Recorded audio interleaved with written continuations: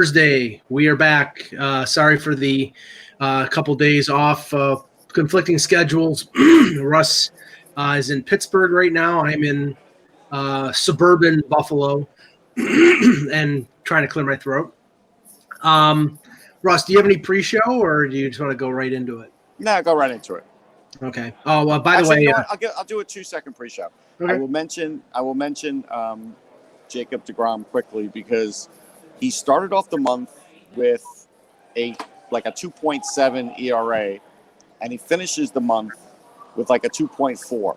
He literally shaved off 0.032 off his ERA because he had 23 scoreless innings to close out the season.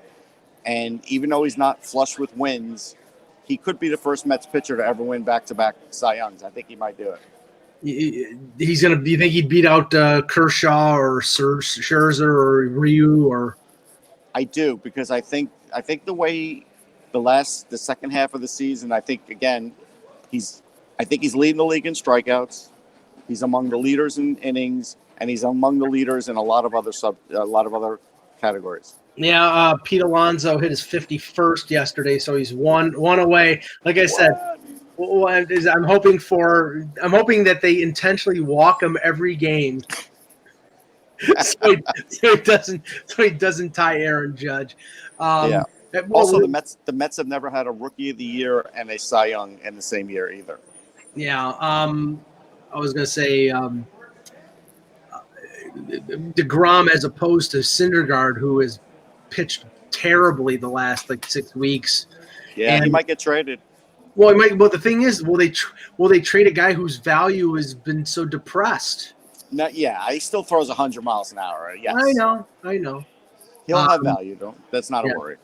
Yes, and in other news, the Buffalo Bills and the New England Patriots play in the Russ Cohen "I Hate These Teams" Bowl. Yeah, that's a tough one. I would never watch it. Yes, I did 3 hours on the air in Buffalo this morning, and half of it was prepping Patriots and Bills, and I did say on the broadcast that I am prepping for lots of Anchor Bar references and lots of Niagara Falls video. Yeah, until they show something else. Yeah. Yeah, please. Yes. Okay, let's get the show started. Hello, Hockey World. Today is Thursday, September 26th, 2019. I'm Russ Cohen. And I'm Michael Agello, and this is the HockeyBuzzcast here on HockeyBuzz.com.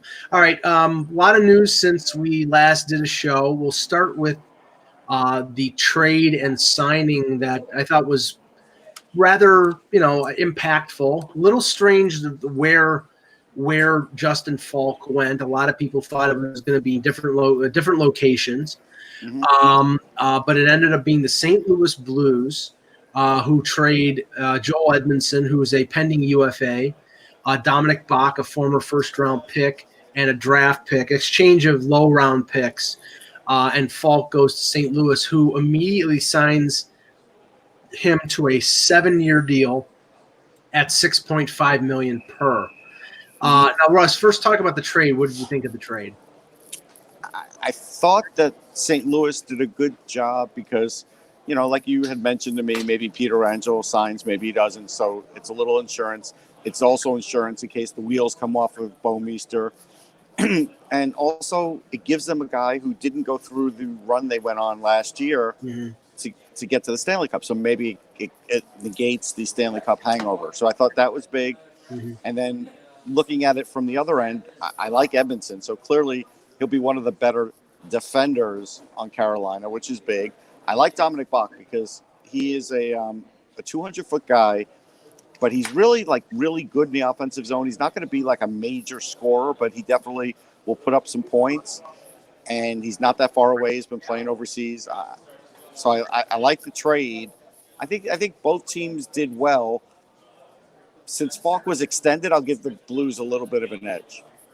Yeah, and this sort of makes the left-right breakdown on Carolina fit because now it looks like it'll be Slavin and Hamilton, one pairing, Gardner moving up to the top, the second pairing with Brett Pesci. They had too many right-hand shots, and now Edmondson, fits on the bottom pairing with Trevor Van Riemsdyk. So the left-right breakdown makes sense for Carolina. Where I'm a little puzzled here is you mentioned Pietrangelo. He's entering the final year of his deal. I know a lot of people think and I agree, he's one of the better defensemen in the NHL. He's in a situation where he wants to stay in St. Louis, apparently, but he also wants to get paid. Now he may not get as much as Doughty or Carlson, but he wants to get up into the PK Subban $9 million range.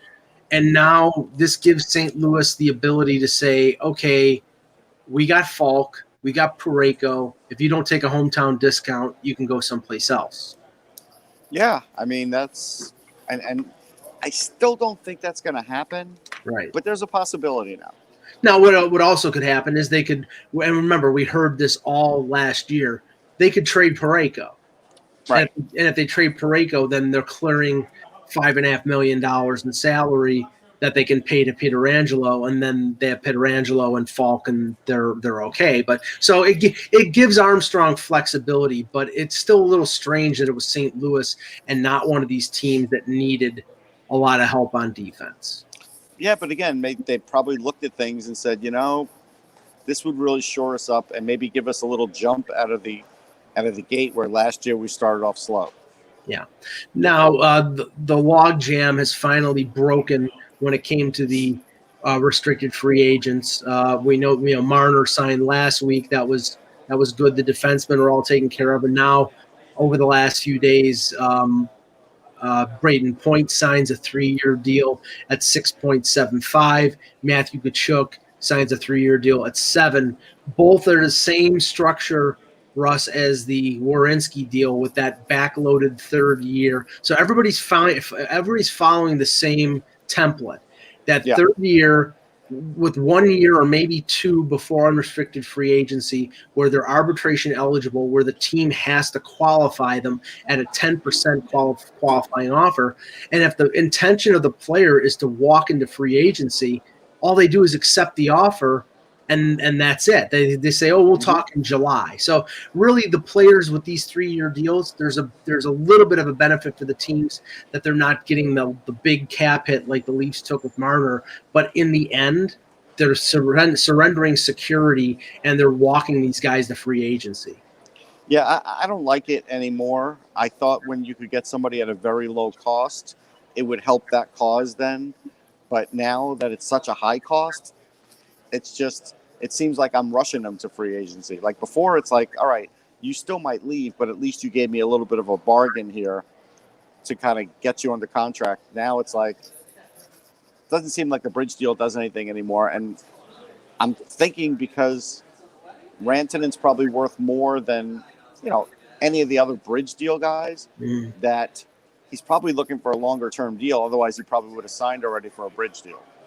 Yeah, no, the 3 big names still unsigned. There's Pierre LeBrun reported that there's been progress with all 3 of them: Kyle Connor and Patrick Laine in Winnipeg, Mikko Rantanen, as you mentioned, in Colorado. It sounds like Rantanen and the Avalanche are looking at a long-term deal. The amount speculated is in the high 8s to low 9s. Now, again, not everything focuses around Toronto, but I know that if Rantanen signs for say 8.75 or 9, the Toronto media will explode because they will say, okay, Kyle Dubas paid nearly $2 million more on a player who's not $2 million better than Mitch Marner. That may be a legitimate criticism, but I think right now, the Leafs can't care about it in one respect. They needed to get Marner signed. They got him signed for 6 years. They didn't get a favorable deal, but they got him signed, and now they have to deal with the ramifications of that for the next few years. Yeah, they needed him in camp. They couldn't have had a repeat of last year. So if that's what it took, then you just have to live with that. Now, from what it sounds, Winnipeg is looking to sign Connor to a longer-term deal. It sounds like 6 years is what they're aiming at. We don't have an idea of the AAV. The Line thing, and when we have Peter back next week and get into this if he's not yet signed, they're talking with Line about a 2-year deal, not 3, 2, and close to $7 million on a 2-year deal. So then after that 2, they still would probably have to sign another 2 if he didn't go long term, right? Right. He'd be arbitration eligible for 2 years before free agency. So, I mean, yeah. I mean, the question is if they see keeping Line A long term. If they do, then the 2-year or the 3-year really doesn't make any difference. No.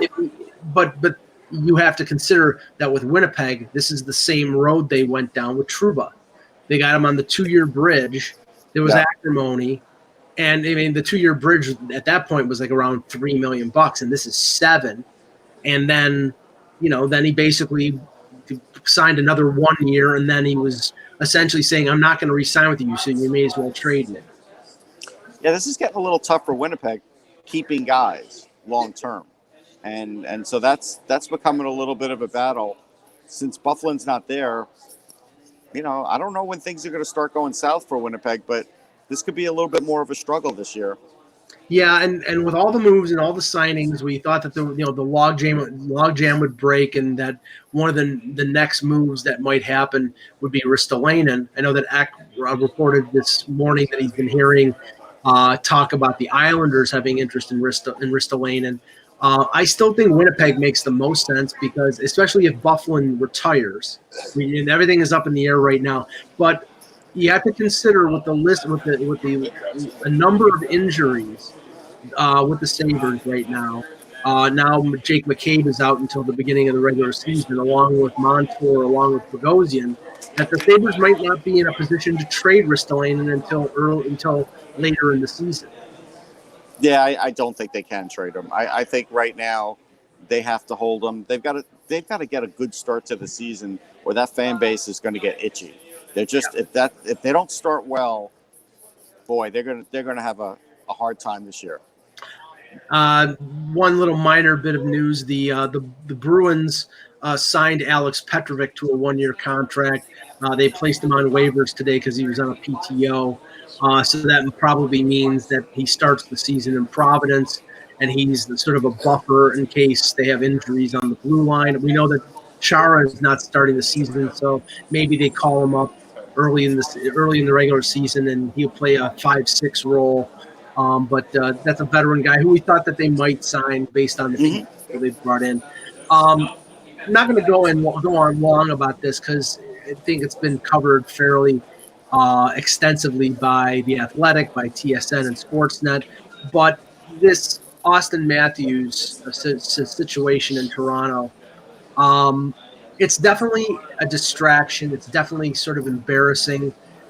I'm not going to rake Austin Matthews over the coals because it's a regrettable situation where him and a couple of his friends got drunk in May and sort of was playing some sort of game with a security guard at a condo complex.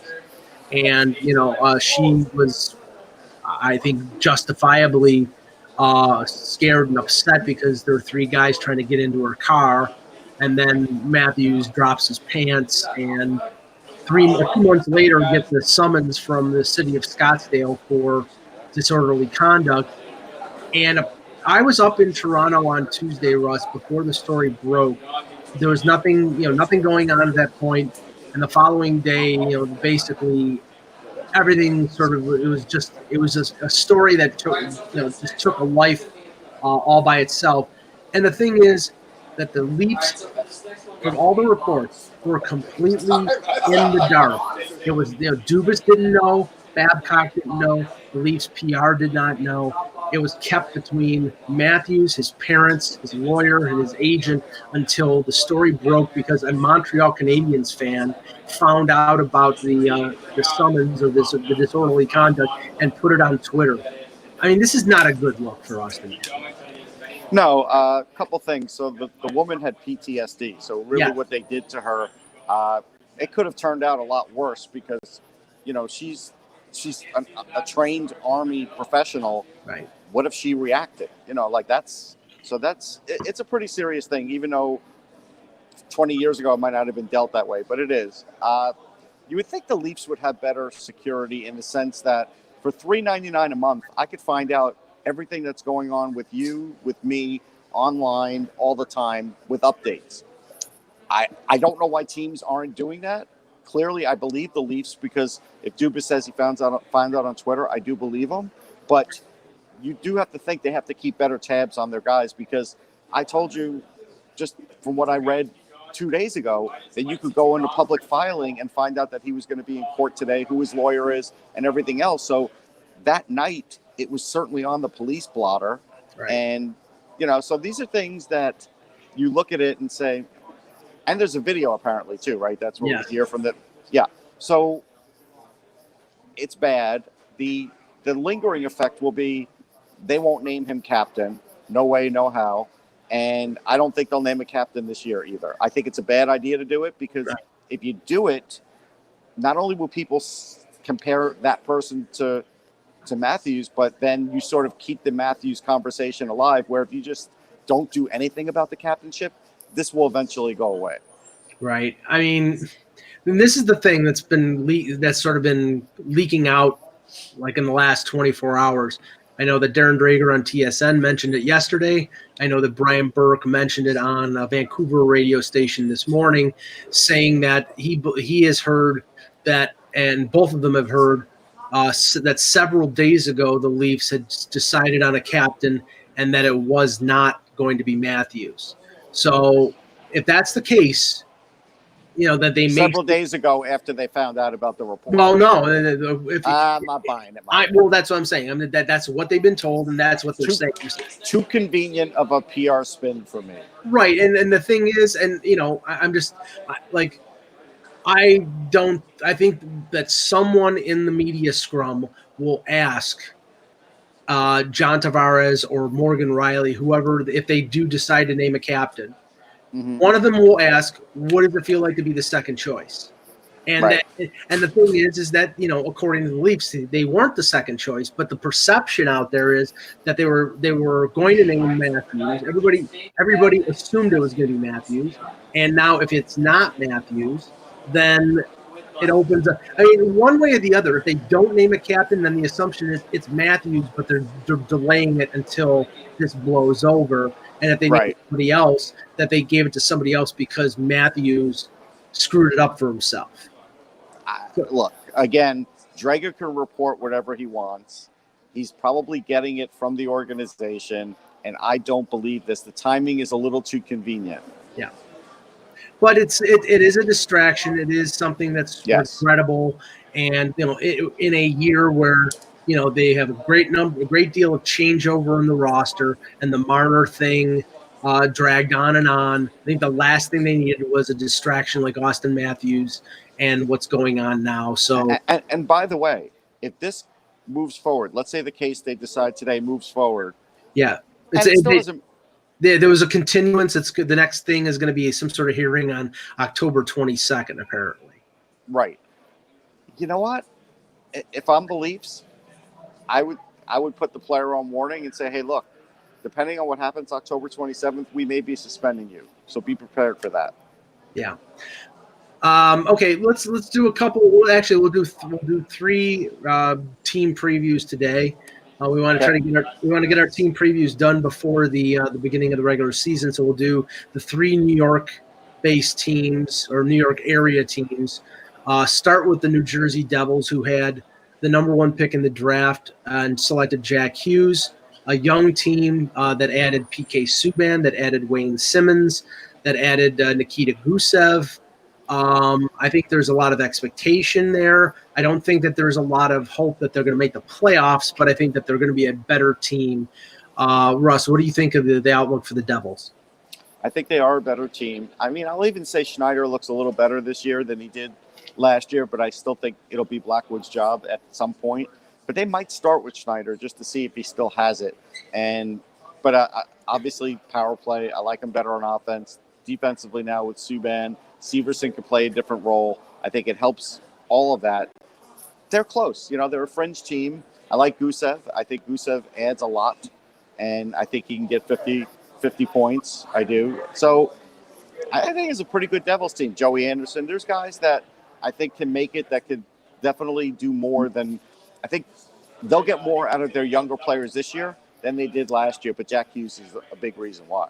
Now, the interesting scenarios when it comes to the Devils are the unrestricted free agents or pending unrestricted free agents, one being Sami Vatanen on defense, who's entering the last year of his deal, the other being former MVP Taylor Hall. I know I've seen some reports that they're talking to Taylor Hall. I think in terms of them getting him re-signed, it all depends on how successful they are earlier in the season. But I also think that the Devils are going to be skeptical about Taylor Hall because of his injuries. He was injury prone when he was with Edmonton. He stayed healthy during his MVP year, but then last year was limited to less than 40 games. And if he's healthy, then I think they probably don't have a problem signing him. But maybe if he's healthy, he wants to go someplace where he thinks he can win. I mean, the way that situation is going to unfold is going to be interesting. Yeah, it'll be interesting. Clearly, they're talking, and they're not going to stop talking during the season. Apparently, he's okay with that. But you have to believe he's looking for somewhere in the neighborhood of 11. And I think it's still up to him. I do think the Devils would pay him, but I do think it's up to him. And don't really know what's going to happen there. I would hesitate. Honestly, if I was the Devils, I'd be scared to be paying him 11. Now, it depends on the term. If it's 3 or 4 years, fine. If he takes like a Blake Wheeler 4-year deal, okay. If he's expecting 5 or 6, I can't pay him $11 million.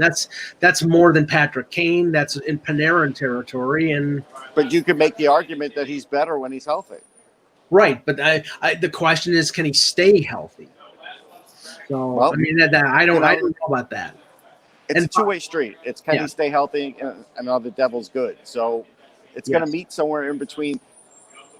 I honestly think he's probably leaning towards free agency, but I don't have any info on that. That's just a gut feeling.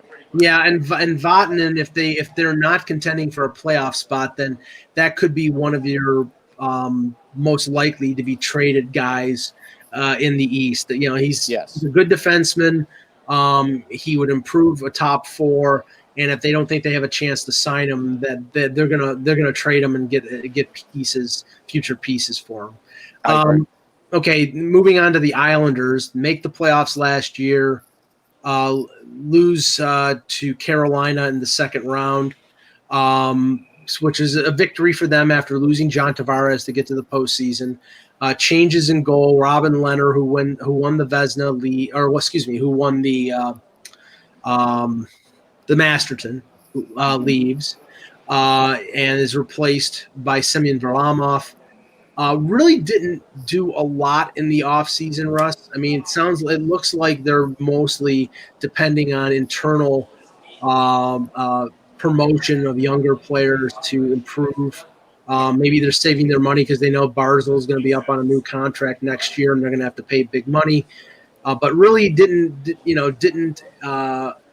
lost Velfilppula in free agency, but really, other than adding Derek Brassard, they really didn't do much in the free agent market. They re-signed some of their own guys.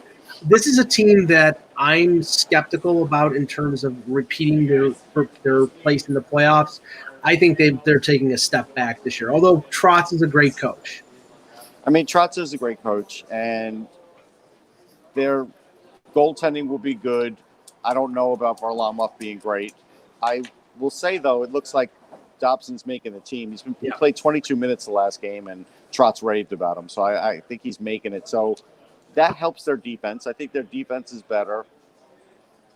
Offensively, I do still think they're a little offensively challenged. And so I don't think they're getting anything out of Ho-Sang. So I don't know where Ladd's not going to give them anything. I don't know where they're getting the extra offense out of. And that's what concerns me now. They were able to shave off all the points last year, and it worked out to be a winning formula. They're going to try it again. And I think it could work to some degree. But I do think they're a playoff bubble team. I would definitely not say they're a lock.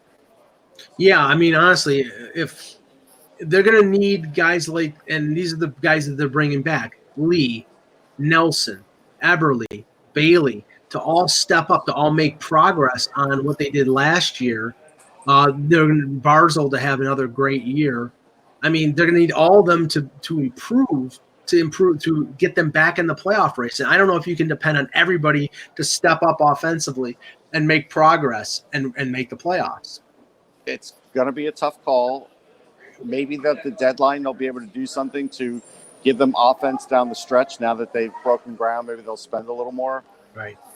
Right now, yeah, there's a lot of pressure on those guys you mentioned, and they're going to have to come through. Like even Cal Clutterbuck, he's playing, but he's coming off a severe back surgery. Like there's a lot of ifs there. Yeah, and I'll just say this about rumor about Ristolainen and the Islanders. The one thing that the Islanders, I think, have is their defense is fairly solid, especially if they add Dobson to Taves, Pelech, Mayfield, Pulak, Hickey, and Leddy, and Boychuk. You've got a defense that's 7 or 8 deep, and they don't have a bevy, like a deep well of offensive scorers, and that's what the Sabres need. The Sabres need a second-line center or a top 6 winger, and I don't think that the Islanders have that to spare. I know that X said something about a first-round pick being involved in this, but I think the Sabres want a body back. They want somebody who can help them now. And that's why I'm not so sure that the Sabres and Ristolainen and the Islanders makes a ton of sense. But I didn't think the Blues and Falk made a lot of sense, and that trade happened. True. I don't see the Ristolainen Islander one, though. I just don't. Yeah. Now, the third team of the three. Oh, by the way, look. So I predict the Islanders and the Devils are not playoff teams. What do you think? I'm gonna go no to both as well, but it's close. Yeah. The third of the three is the New York Rangers. We'll take a couple questions after that and end the show a little early. The New York Rangers. I mean, Russ. How many? Boy, did they make a lot of changes. I mean, this is almost completely new team. Obviously, drafting Kakko, number 2 overall, signing Panarin. They kept Ryan Strome after getting him last year, adding Jacob Trouba, adding Adam Fox. I mean, getting rid of Kevin Shattenkirk. This was one of the busiest teams, and I think they're remarkably improved. The question is, are they improved enough to get into the playoff race? That's yet to be seen, but I think they're a much better team now than they were 12 months ago. Yeah, I like the way Trouba's fit in.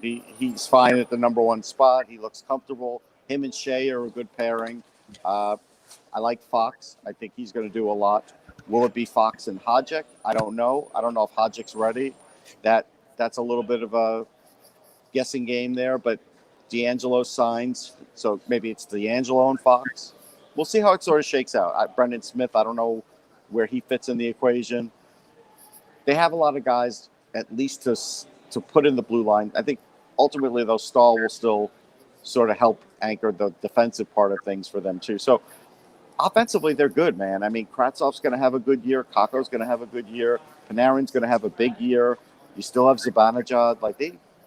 Lias Anderson looked great the other night, and Hedl did too. I mean, so they're 3 lines deep at least, and their 4th line should be a good sort of. I think they're going to go with like a grind line. I got that impression. I think they're fine, and so will they make the playoffs? I think they could. So I'm going to pick them to do it, but everything would have to break right. It's not a guarantee. Now, are they pairing Shea with Trouba? Is that the number 1 pairing? That's what was the other night. Okay, so that more than likely means that, I mean, it would make sense to have a veteran like Stahl playing with Fox. Well, I don't know if Fox gets on the second pair, though. I'm not sure about that. We'll see. Yeah, well, I mean, if you go left-right, I mean, they have three righties in Trouba, D'Angelo, and Fox. Stahl, Shea, and Hajek are the lefties.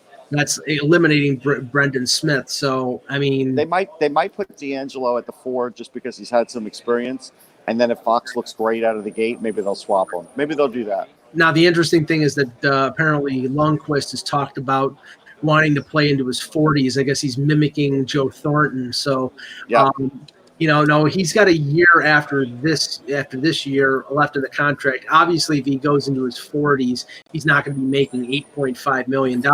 But if he's going to try to make a case for staying around, he's going to have a big year this year. Yeah, this will be the year to show everybody that he could do it for the full season. He's had good half seasons the last couple of years.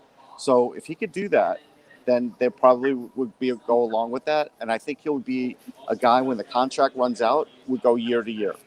Okay. We'll take a couple quick questions here. Our friend Funky Cold Zadina asks Russ. Yes, I know. He's always first.